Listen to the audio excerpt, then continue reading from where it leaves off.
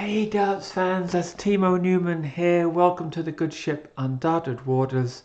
And we have finished recently this long perilous voyage on the physics of how darts fly through the air. Pretty heavy physics, and I thought I would just give some light relief today. Just a useful, pleasant training video on something called grouping. And I was just grouping my darts there, 3 darts in the treble 12, and it's always very pleasant feeling, no matter how many times you've put 3 darts in a treble. To do that, it just feels really good, like you are on your game, like you're in control. So early on in my sort of darting adventure, I mentioned to someone at work, I work in a hospital sometimes, and I mentioned to someone that I was into darts. And he said, "Oh, you got to talk to such and such. He's really into darts." So I met this bloke. I didn't really know him very well. And I said, "Someone told me you're into darts." And he said, "Oh yeah, so I played a lot. I don't play anymore because my back, but I have played a lot." Anyway, to cut a long story short, turns out this chap, who I will name, I just need to get his permission to use his name. But anyway, turns out he's a former Scottish international darts player and the nicest person you will ever meet. Incredibly humble, incredibly modest, but he's got so many wonderful stories. So we would meet each other now and again at work, because he worked at a different hospital, but sometimes we would meet and he would just give me a little bit of advice now and again. And the best bit of advice that this chap ever gave me was to group your darts, particularly when you're more as a beginner, but even at any stage, practice your grouping. And what he means by that is that wherever your first dart goes in, let's just say you're not actually playing a game of 501, but you're just sort of practicing. Wherever your first dart goes in the board, so say you're aiming for the treble 20, but let's say you get a 5 like this. Actually, if you're practicing your grouping, just follow that dart and aim to get your second and third darts nice and grouped, so that they're all nearly in the same spot. Because what this chap's point was is that if you want to score big, let's say in 501, it means you need to be hitting a lot of treble 20s. And when you hit a treble 20, what you want is your other darts to follow that in. If you're going to hit 140s or 180s, those other darts need to be following that first dart in. Now I think there's a couple of different aspects to grouping. The most important one, in my view, this is just my opinion now, so I'm not quoting this very nice guy that I'll tell you more about in the future. But for me, the most important part is naturalness of throw. So if you can group your darts, it means that you're relaxed. If you're not relaxed, I don't believe you can group your darts. It's all about having a reproducible action, that your second and third darts, the action is almost a mirror image of the first dart, okay? So being able to group, I think, is a really good sign when you're practicing that you're relaxed. And if you can't group, it's a good sign that you're not relaxed. Maybe you can act on that. Maybe you can put the darts down, or you can just walk away for a minute and just take a really deep breath and just think about something else and then come back to the board a bit refreshed. The other thing about grouping, which is more technical, and maybe I'll make a video on this sometime, is sometimes 2 darts will be in the board with their points actually basically in the same hole, even sometimes 3. And there's no way that that's done through aiming. That is because the darts are interacting with each other, okay? And there's quite a lot of interesting physics there. It's basically that if a dart is coming in close, then if the flights clip each other, because of Newton's third law, I'm not going to talk about Newton's laws today, but because of Newton's third law, to every action there is an equal and opposite reaction. The flight gets pushed away and the point gets pushed into the lower part of the dart, and I think that's what causes the points to get so close.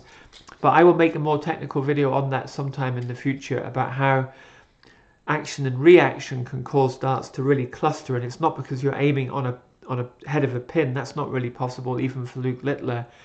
But those really, really closely clustered darts usually are caused by some subtle interaction with the flights. But what this chap also told me about grouping is that even if you're an experienced player, if you're off your game, what this chap would say is, if he'd had a bad game, when he practiced the next day, he would go back to basics. And basics for him was practicing around the bull, just getting his throw back. He would even do that midway through a game if it was going really badly. He would just score on the bull to get his eye back in. But he said that if even that didn't really work well, if even the bull wasn't really helping him, he wouldn't worry about where the darts land. It's just group them. And I think it's fantastic advice, and it helped me so much, because when I was beginning, I was trying to go for the 20s and the treble 20, and of course when you're a beginner, the darts are all over the place, and it's very discouraging, and there's not much structure to your practice in a way. But with this chap's advice, he said, don't worry about where the dart goes, just follow it with the second and third ones, and try and get your darts nicely grouped together. And the accuracy will come with time, but instead of getting frustrated with accuracy, use your time well. I mean, I'm not quoting him now, but I'm sort of putting his advice into my own words. Use your time well, that even if accuracy is still developing as a beginning player or intermediate player, by grouping, you're always practicing consistency to get that throw 3 times in a row very, very consistent. So I don't do this very much, but maybe I should do it more, according to the advice of my pal, who is a really, really sort of encyclopedia of darts wisdom. But to just practice grouping, and the way that we can do this, I'll just demonstrate it right now. Have a few visits to the board. Throw the first dart somewhere unfamiliar. Don't go for treble 20 or bull, but just throw it somewhere, and then just aim for naturalness of your arm to follow the second and third darts in. So I'll just have a go at that right now. If it goes really badly, I'll do another take, but I'll just have maybe 5 visits, go to different parts of the board, and just see how relaxed is my arm. Okay, we'll see how we get on. I'll see you in a minute. Just doing another take and throwing, well, that was supposed to be a random dart there, but I think the problem is we're so used to aiming at trebles. That's not bad grouping. This second dart got knocked a bit, so it's about ½ an inch away, but if you can get all 3 darts really close, they will actually attract each other rather than knock each other away, and hopefully all be within, say, ½ an inch. Again, that lazy third dart there, lazy third dart. So the second dart was nicely grouped though. I'll just go down to the 15s and then just keep my arm very relaxed. Lovely, that's really nice, that's lovely. So that's just to give an idea really. It's a really sensitive like thermometer, this grouping, about how relaxed are you. And if you find on a particular day or practice session that you're not getting the darts grouped as tightly as you're used to, so for a beginner, say 1.5 inches, for a more advanced player, say within ½ an inch, just take a break or get some fresh air, or just go away and make a cup of tea. Just get your mind back where it needs to be, because if you are tense, darts is ugly. Darts is a game of beauty, but you have to be relaxed, and that's why we see the elite players get so frustrated with themselves when the pressure's on, if they're not performing at their best, because the pressure's gotten to them and they're not relaxed.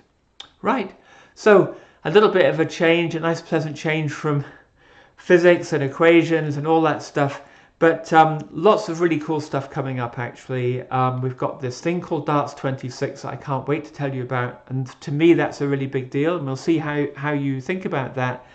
And also I want to start taking statistics, measurements from photographs of elite players, and then looking at their speed of release and angle of release based on the series we've just made, and see if I can categorize players according to, are they throwing as smoothly as they possibly can given their stature, their height and their forearm length and all that good stuff. So that's all what's coming up in the near term. If you have any ideas of things that you'd like me to think about as a scientist regarding darts, or maths rather, just bung me an email or a message in the comments. And with that, I wish you all well on this first day of November. Hard to believe how fast this year is going. All the best. 3 darts at the oche. Make them count, and I'll see you next time.